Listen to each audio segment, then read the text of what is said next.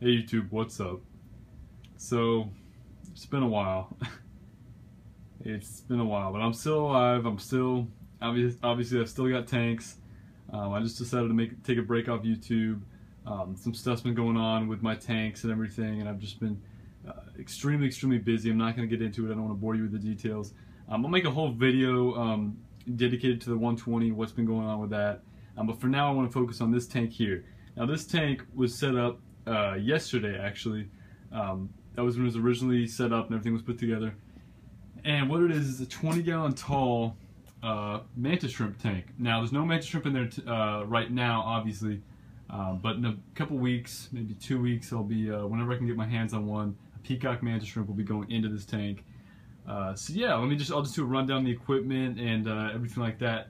Now, you might recognize the tank and the little stand it's sitting on from some of my older videos. Now, this tank was originally my quarantine tank, which normally is not recommended to use a tank that was once utilized as a quarantine tank and then use it in a tank as a tank where that will be housing invertebrates and corals and things like that that are, you know, sensitive to copper.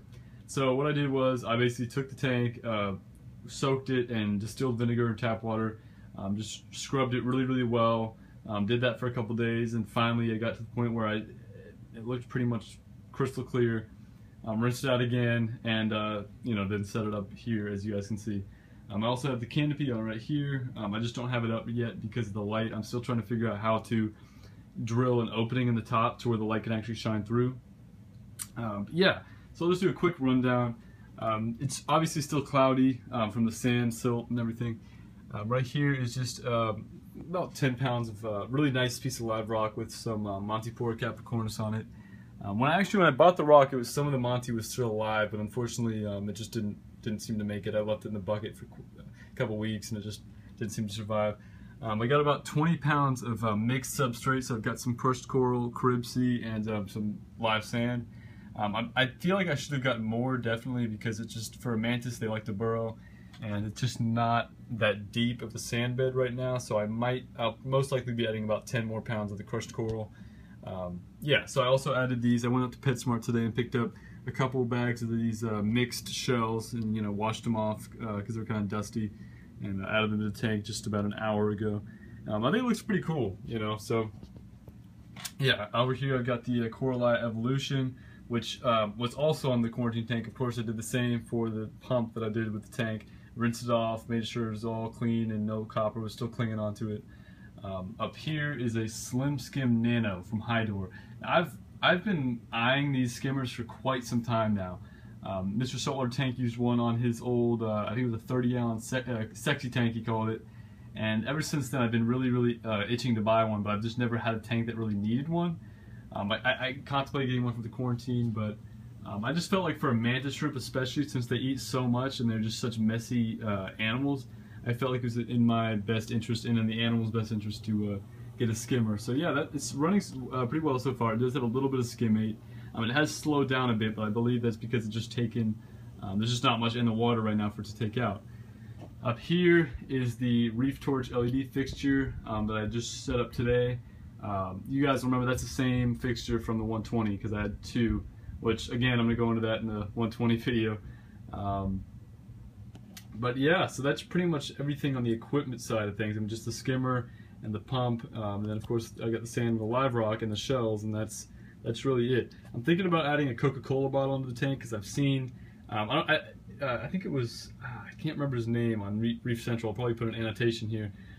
But he had a lot of like antique bottles in his tank kind of scattered around. And I think that gives a real kind of unique look to a tank, because if you ever go out diving, there is a lot of litter, unfortunately, but that's just how it is. And it's kind of cool and interesting to see how the animals will kind of grow around the bottles and grow in it, and you know, it becomes part of the ecosystem, part of the reef structure. So I might be adding that, just depends. I'll probably add I'm definitely gonna be adding some macroalgae to this tank. I'm a big fan of macroalgae, as it looks nice if you pick the right ones, and it's not always gonna take over a tank like some people would say. There's a lot of species that just won't do that. And they, of course, you know, they'll soak up the nutrients out of the water, which is another good thing. You know, less maintenance for me, more self-sustaining, you know, etc., etc. I'll be adding an auto top off to this tank eventually. Just it's not in the funds right now.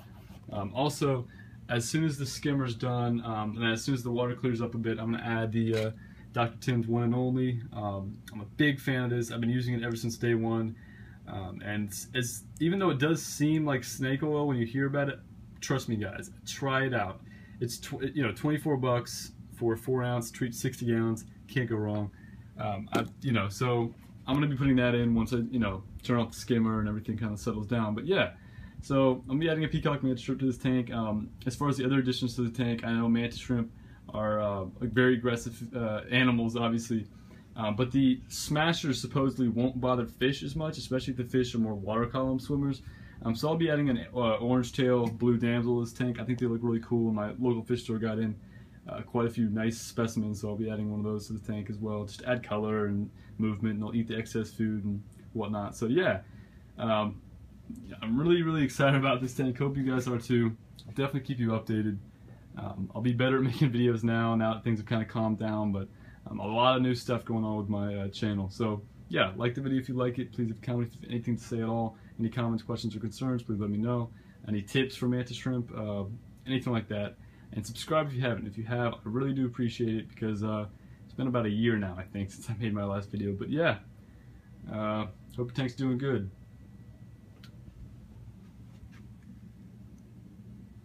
Take it easy.